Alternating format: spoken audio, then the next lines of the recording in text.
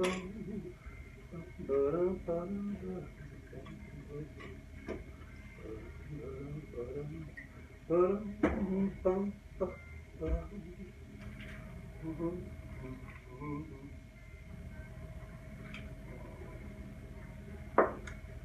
there. What's going on out there? How's this angle?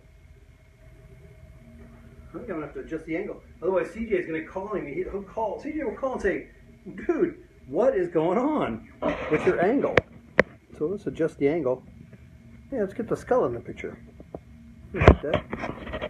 You can't see the bar though. I don't know. You tell me, and I won't listen. That's the thing. Well, hey, here we are. It's Tuesday night. Cocktales with Tiki King. You know,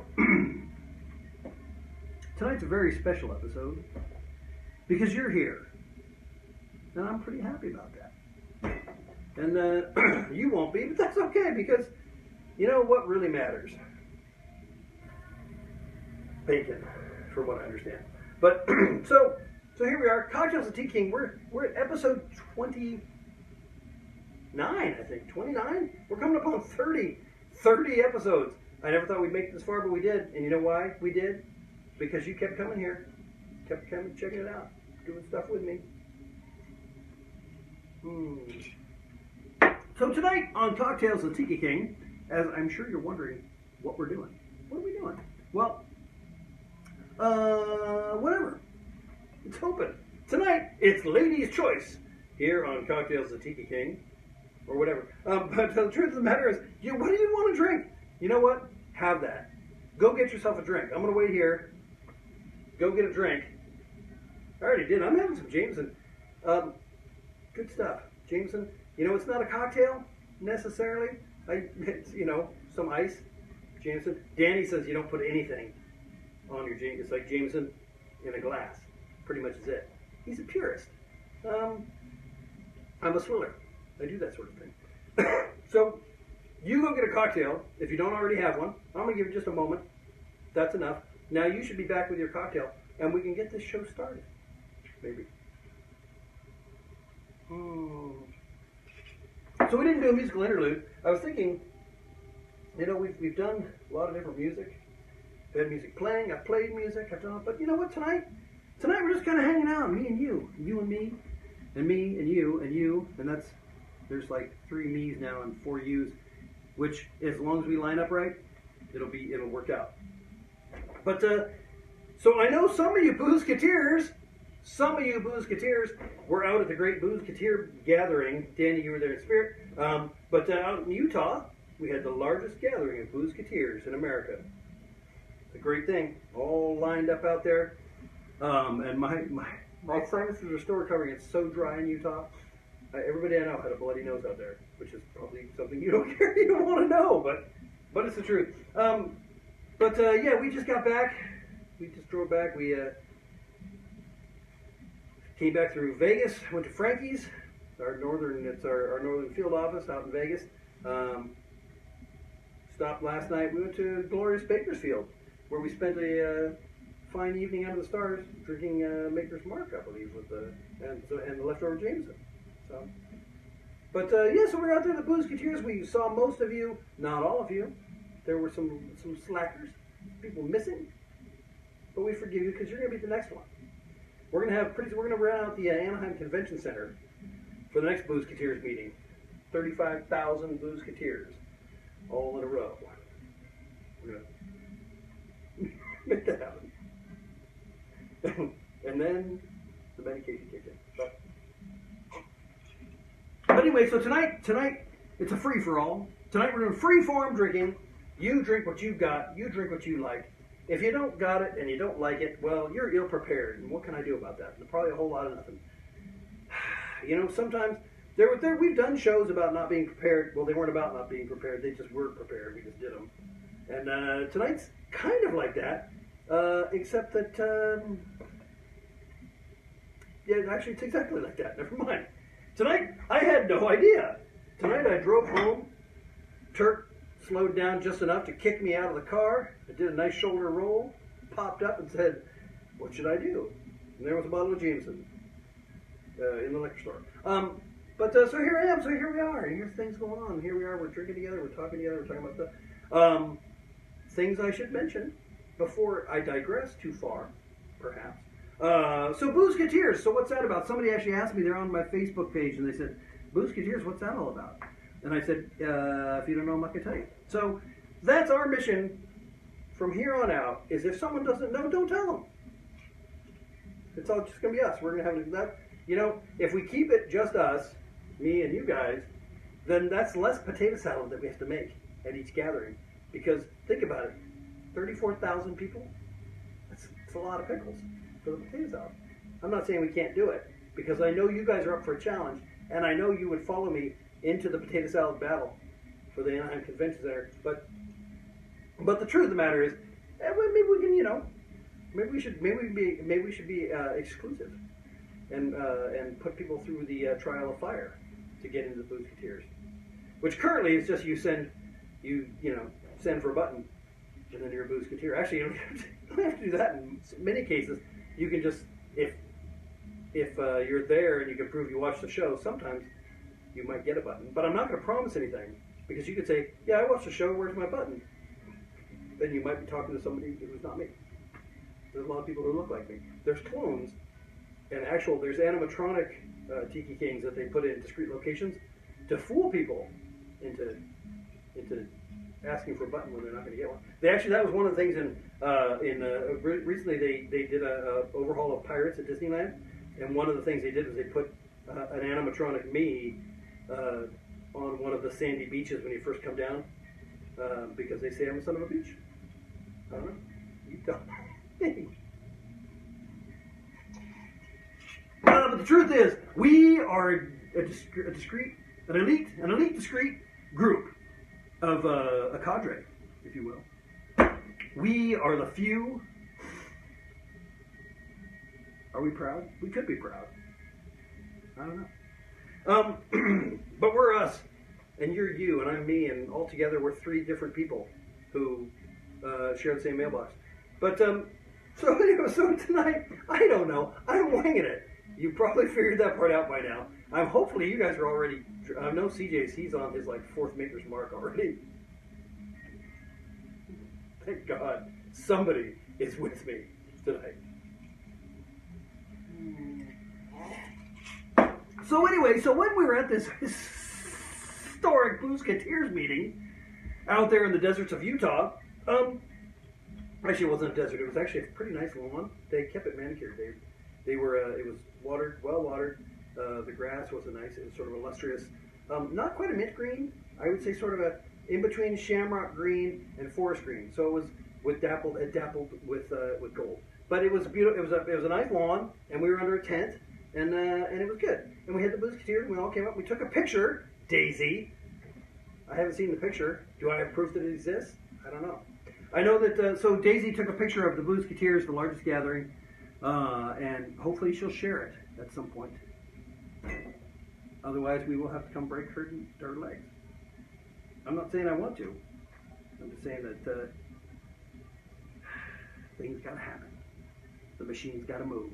The wheels have to be greased. You tell me. So anyways, we're out there at Boozeketeers meetings. It was a wonderful thing. And so there was also a Scottish Games thing happening. And we were lucky enough to be part of that as well. We had a very good time. And one of the things that happened at that was there was a couple different things. And here's the thing: it'll wrap up like a weird, am I making a heart shape? It's hard to tell because the monitor is kind of far away. It'll all wrap around. Don't worry. So one of the things, so we were out there and sitting in the tent, and I'm talking to producer Maggie, who's now Magpie. Magpie. Anyway, I'm probably not going to say Felton Ukuleles now. Producer Maggie she's decided to strike out on her own identity so that you can berate her in a more personal tone. Because you say Felton Ukuleles, who knows? But now, producer Maggie is out there, beratable in her form. So she said, "How come you never read stuff about stuff?" And I said, because no one cares.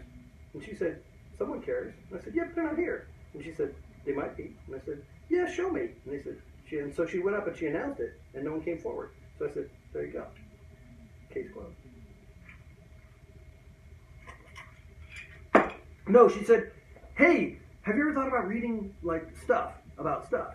And I said, well, yeah, I was thinking about reading some stuff. And she said, about the stuff? And I said, yeah, the stuff, some of the stuff, but not all the stuff. Because some stuff, that's stuff you don't know, yeah, who knows? But, so an interesting thing happened, interesting to me, and probably boring as hell to you people, who have tuned in once again because you thought it was going to be good. Wait, which one's the non-committal shaking? Is that like diagonal? Yeah. So some things happened there that intrigued me, and so should we wait? I don't know if I should digress or time travel. It's hard to decide sometimes because I could digress, but that would just mean I was going to talk about a whole bunch of stuff and then maybe wrap it back around like some kind of weird chorizo burrito.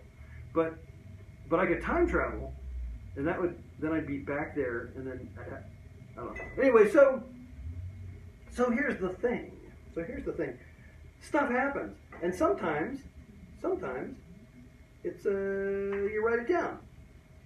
And I haven't written all of it down, but I've written some of it down. And one thing that happened was that, so we were sitting in the tent, we were sitting there in the tent, minding our own goddamn, I was supposed to say at the beginning, I'll say it now, I guess, because is it ever too late to warn you people? I don't know. It might be. Maybe you're committed. Maybe you're like, I can't, no, what am I going to do now? I'm already watching. I can't stop.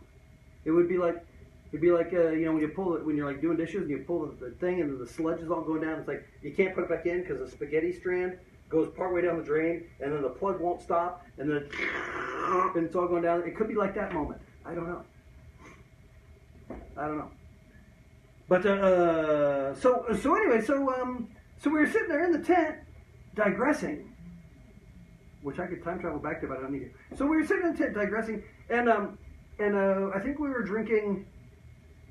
We were drinking something terrible. It was some sort of terrible whiskey, but I drank it because you got it. Because sometimes that whiskey's got to be drank. Sometimes that whiskey's not too proud. Sometimes that whiskey is waiting for you. And it could be good whiskey, it could be bad whiskey. There's the undrinkable drink. I drank that. You know, I'm just saying. Sometimes stuff has to happen. And we were in that with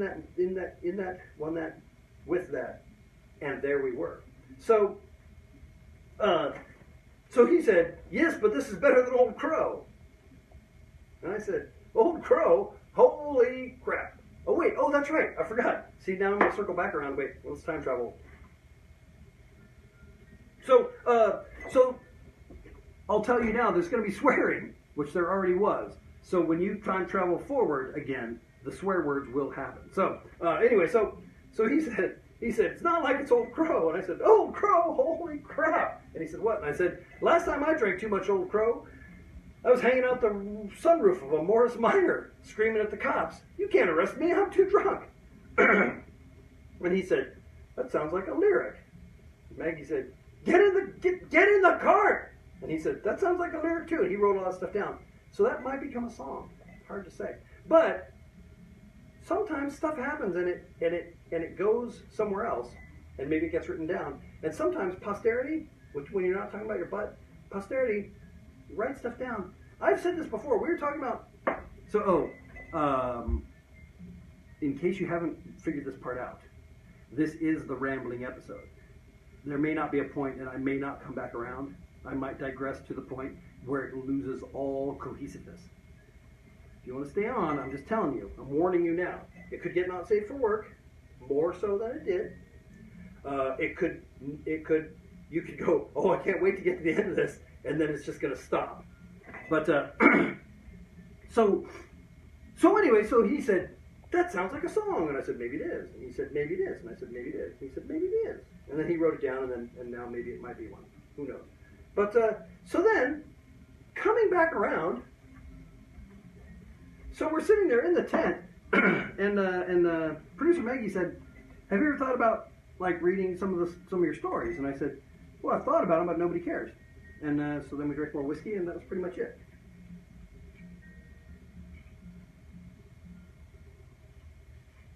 Until now. That's right. Things may have changed.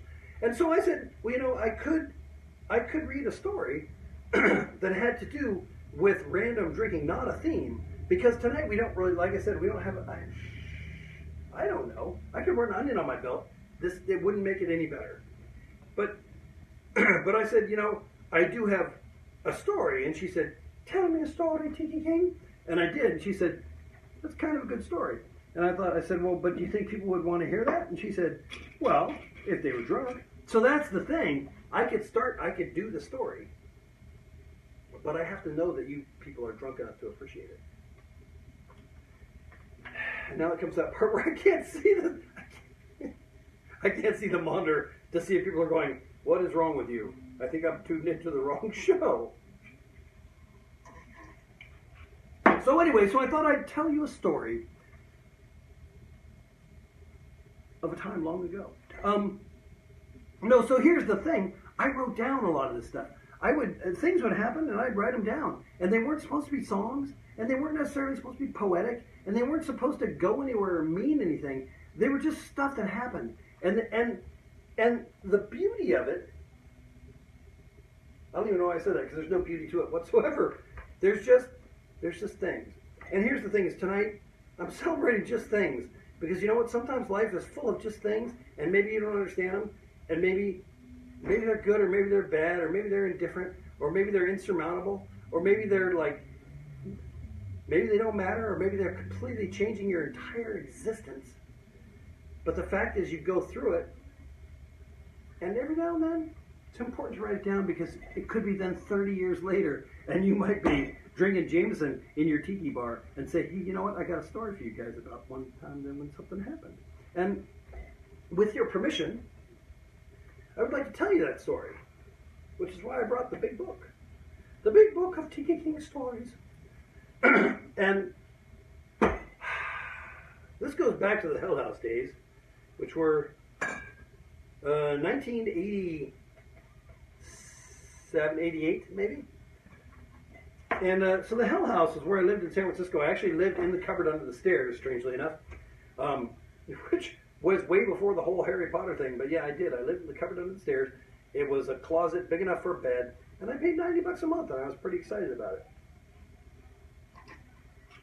But anyway, so things happen in that place, and they're called the Hell House Tales. And what I want to read to you tonight is Tales from the Hell House, number 4,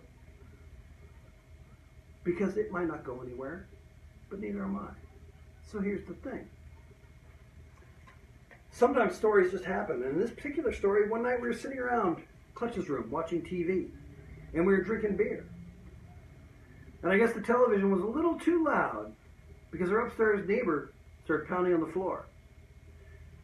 So we turned the volume down and continued watching. Again came the pounding.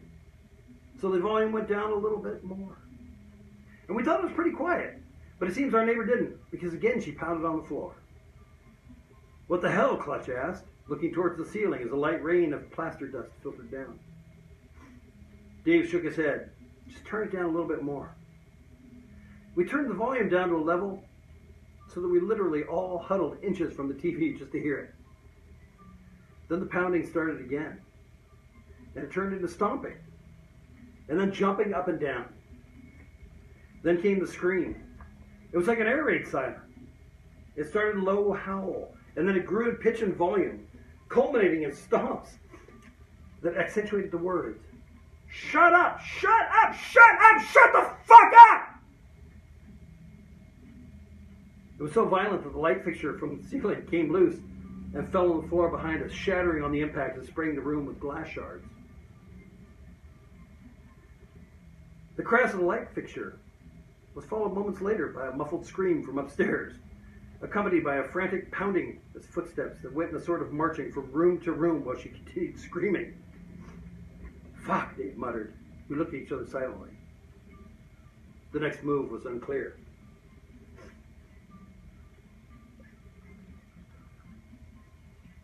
We were cleaning up broken glass shards when there was a pounding on the back door.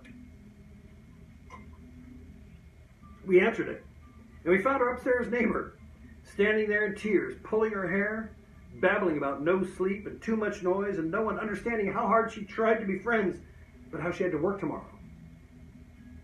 Her eyes were a mix of anger, confusion, and crazy. I smirked. You have to hit me, don't you? It was a taunt, not an offer. But she took it and punched me right in the stomach. I stumbled backwards and collapsed on the kitchen floor, holding my aching guts. All the stress drained from her face. It was replaced by an odd, serene look and a slight smile. Thanks, she said, and headed back upstairs to her flat. Clutch and Dave nodded and smiled nervously as she went back upstairs, but after shutting the door, we huddled for a quick house meeting. It was evident that she had gone insane, but the question was, should we call someone? Hospital? The cops? Finally, we decided that it would be best to torture her in our own special way. So we gave it a few minutes. And then we crept up the stairs with assorted fireworks, squirt guns, water balloons. A battle ensued. And by the end of it, we were all soaked, sitting in her destroyed kitchen, singing songs and taking turns beating the hell out of her refrigerator. Aside from the broken light, taking a punch to the gut, I'd say it was a pretty successful evening.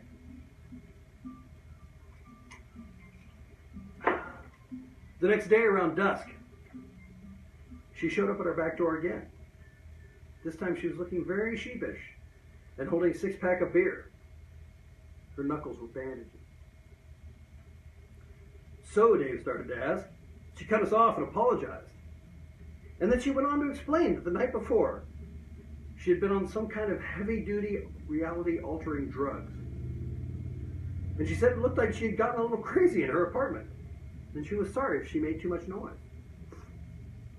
I didn't do anything, did I?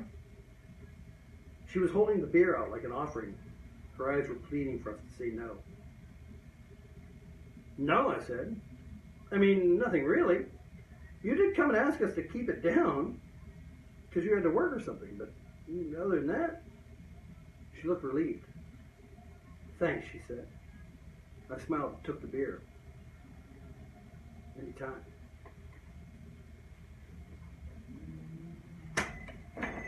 So, you know, sometimes life's just a mixture of weird stuff that happens.